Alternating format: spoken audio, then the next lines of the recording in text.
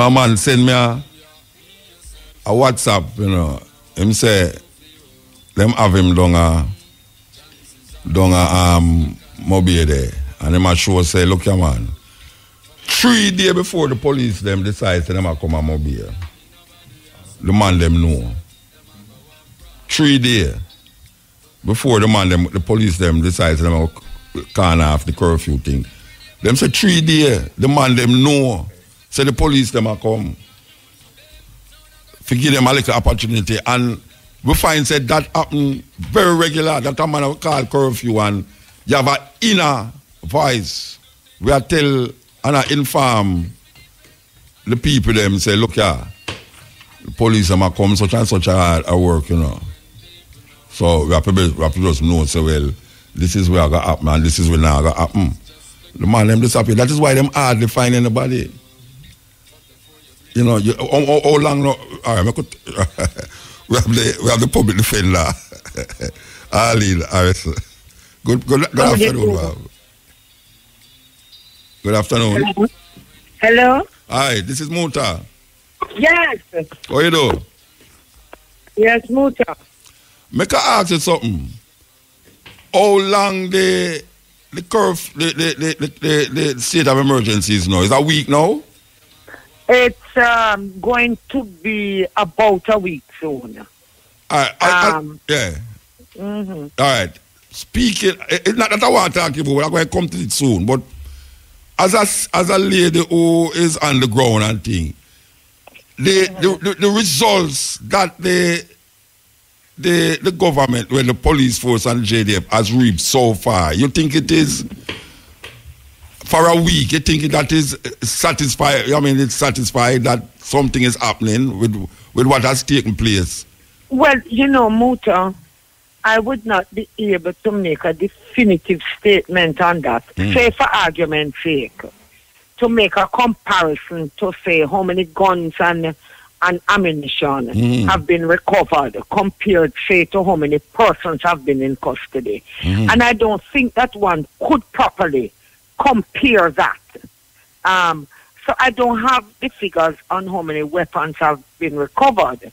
What I do have, Muta, is the usual concern of throwing the net wide in communities and taking up a lot of persons in whom you have no interest and who are persons who have not broken the law and persons who you do not reasonably suspect to be in breach of the law, because despite the existence of a state of emergency, you know, Muta, we still have rights.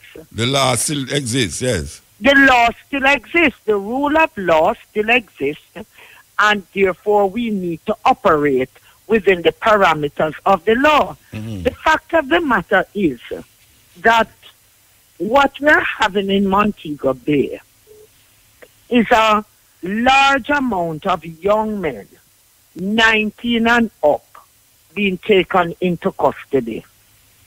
And at the same time, Muta, the vast majority of them, after they have taken information from them, mostly demographic information, they are released.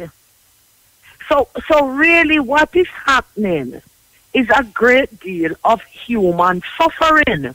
All right, Arlene, people that argue say, if you never throw the net and gather up a whole heap of them fish there, you wouldn't find a whale in this thing if you never throw a net.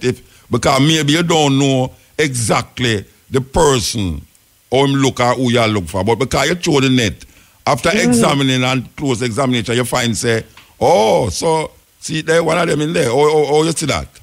All right, let me tell you how I see that, Muta.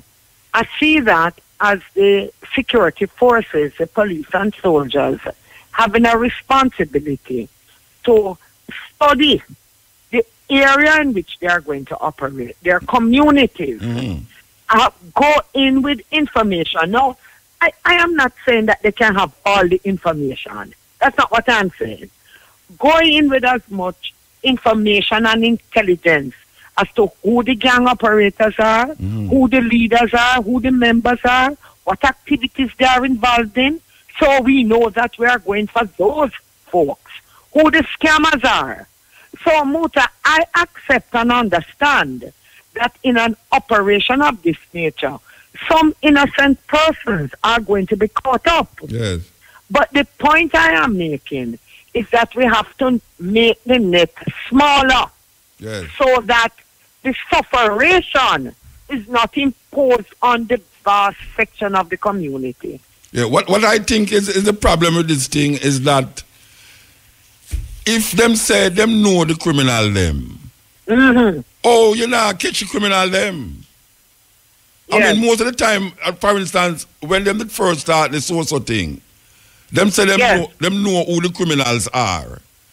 But them not catching all the criminal them. And now we see them all 200 people. And out of that 200, we are told that it's about 10 people. I don't know if it's true. Them say it's about 10 people get charged. That means you have 190 people there lock up in a place where them not have nothing to do or nothing to say or nothing. And the conditions are below standards. You have been there. You have been down there. Yes, I have been down there, Muta. All right, for the listeners, them who never hear and know what, tell me exactly what is happening down there. Well, I went to Freeport police station, and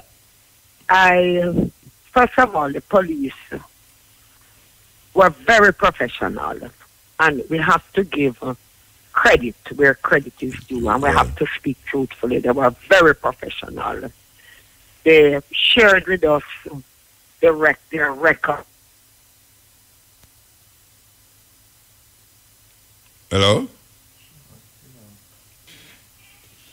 Arlene? She gone? What? Weird. What you that doing? Oh, no, that just dropped so.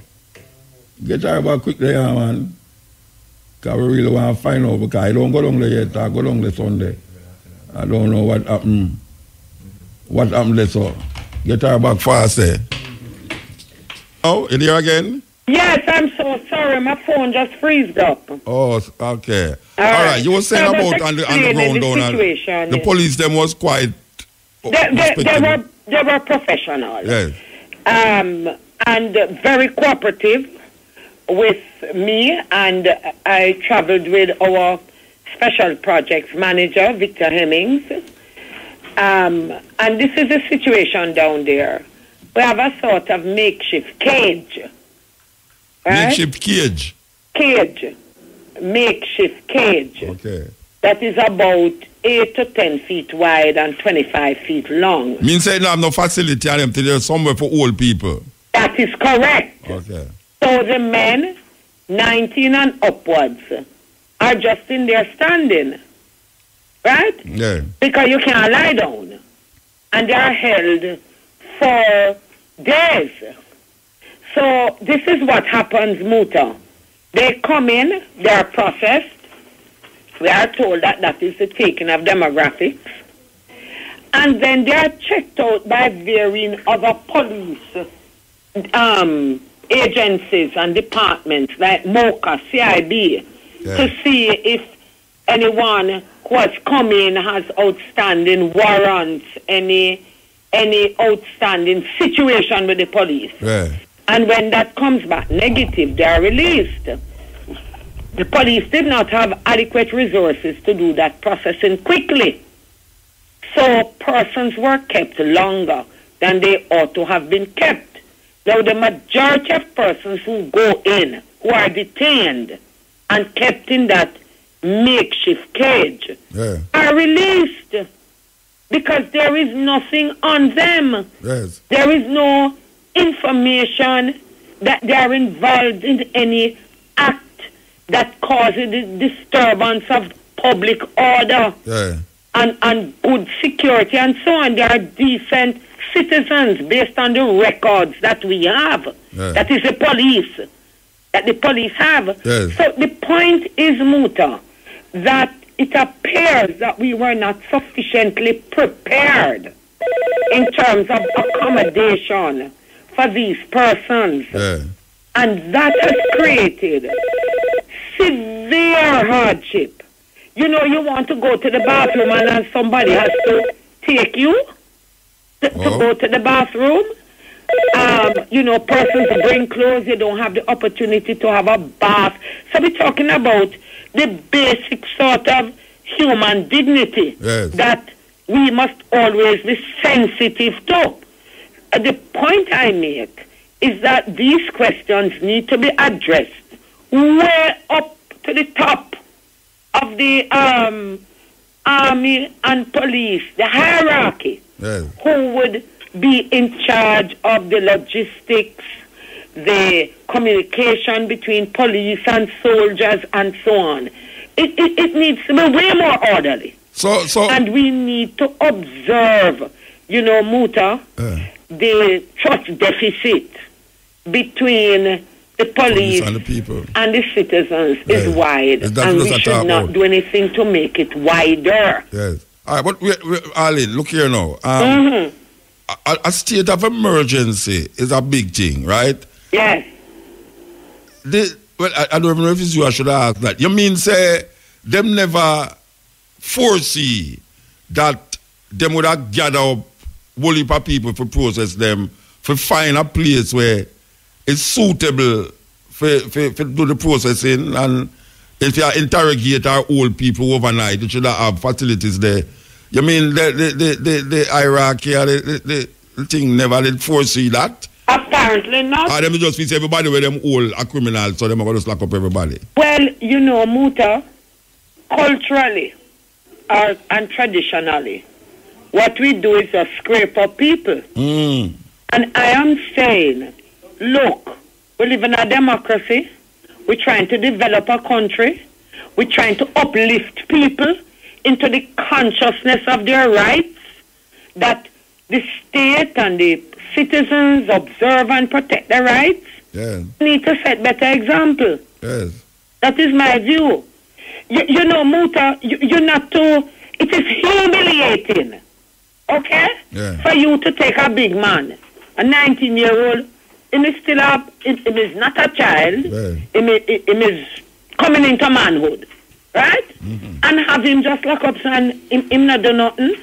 I think we need to be more sensitive and caring of the impact these incursions into communities have on people. But I mean, why do you take these people and you put them in a makeshift cage, and at the end of the day you open the door and tell them can leave after they have spent 3 days with you?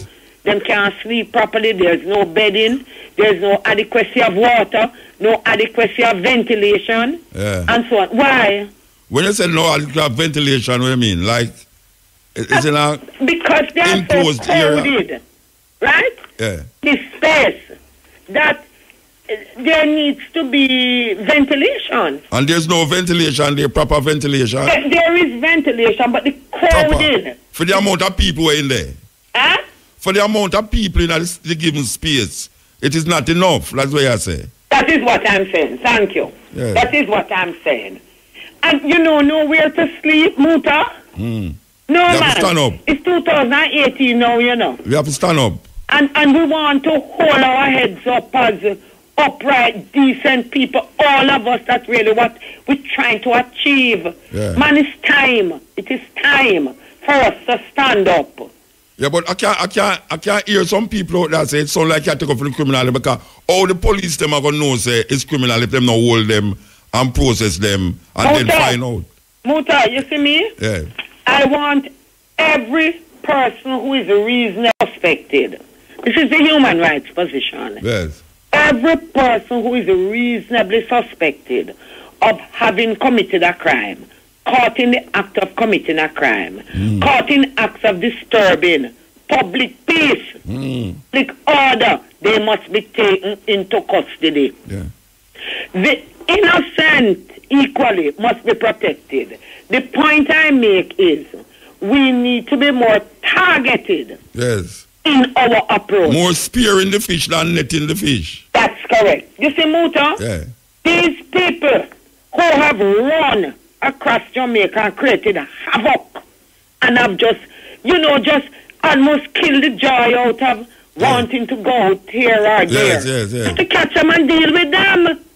But at the same time, we have to remember that they are a minority. Yes.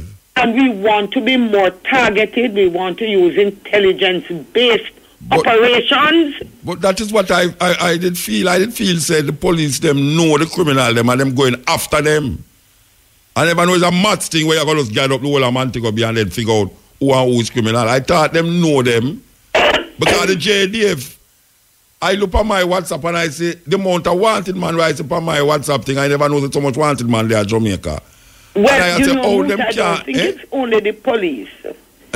I think you have to include in that the military, who is a major part of this operation. Yeah, the JDF sent out it. The JDF sent out the wanted list. Okay. A portion of wanted man. But what I say now, if you know who you're going for, oh, we not here say them catch this man and that man, but we are here say them all 200 people. I don't understand it. Maybe it sound good as PR that you hold up on 200 people. But it not sound good when you hold up on 200 people and 190 of them are no criminal. 190 you're letting go. Yeah. But you are obliged by law to let them go. The only problem is that they have spent 4 days in custody for nothing. That's why I did ask you if, given that is a week now, if you think that what has transpired there is yielding, because I don't know about you, but I see. I say no, Muta. Eh? I say no. It has not yielded the kinds of results that in 1 week that we all want. Yeah. What we want is the capture of those who have made our lives unhappy and miserable. Yes. Those are the people we want, you know. Yes. Whether they are 15-year-old, 14-year-old, or 84-year-old people. I remember when the soca thing did happen and them say them going into CLM because them going to suppress crime in a St. James. And then when them go there, and now it's 4 months them there, and I don't hear them hold nobody. 4 months, really? Yes, it's still in operation. No, I know it's in operation, but if you're there in the work according to them. I believe they have held some people under the special zones operations. I can't speak to it definitively. Yeah, that is the finger, information I have, which I haven't confirmed. Hold up your 10 finger them and tell me how much out of that 10 finger them hold, you know, see, because really and truly, it's like, to me personally, it never worked. You mean the special zone? The source of thing, yes, that me I talk about. Let me tell you my view on that. My view on that is that there needs to be more emphasis in the social intervention, the special zones. You know, we need to have communities that have addresses, for argument's sake. Yes.